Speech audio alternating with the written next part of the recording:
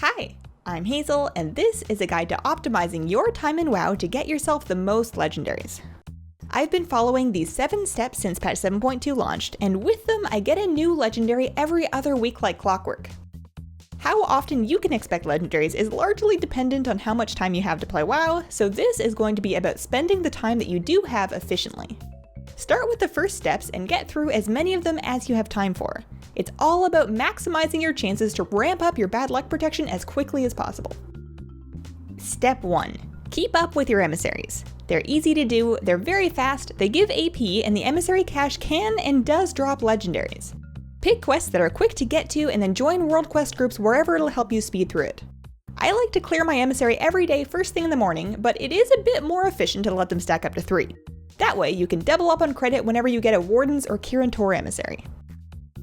Step 2. Do invasions whenever they're up and you're on.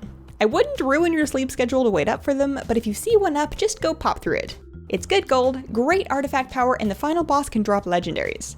On top of that, it's the best source of nether shards which you can use for relinquished gear.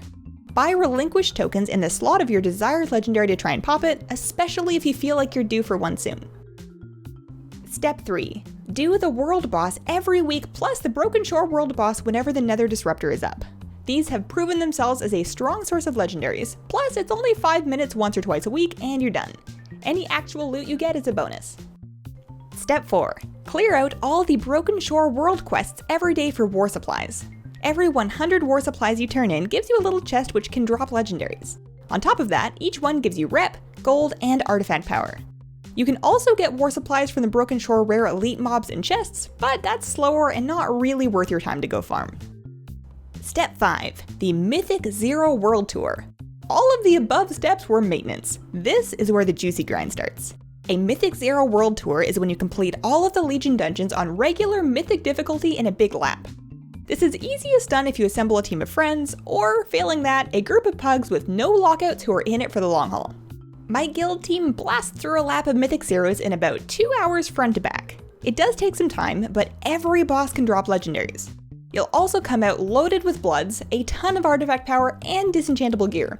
Also, you never know when you're going to get a piece of crazy Titan Forged loot. Step 6. Raid, and then raid some more. You want to do as many Legion raids as you can fit into your schedule. Prioritize the most recently released raids first, then move backwards. Do them on as many difficulties as you have time for, although in my opinion you can just skip LFR. I do Heroic and Normal Nighthold, then Heroic and Normal Trial of Valor, and then if I have time, Heroic and Normal Emerald Nightmare.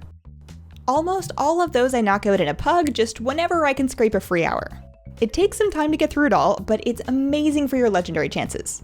You'll also get loads of artifact power, gear, and it's a great environment to practice your class and really try to be the best dragon killer you can be. Step 7. Mythic Plus. At a minimum, finish one +10 key or a +15 in 7.2.5 to max out your weekly cash item. If you can't do that, then just do the highest key you can.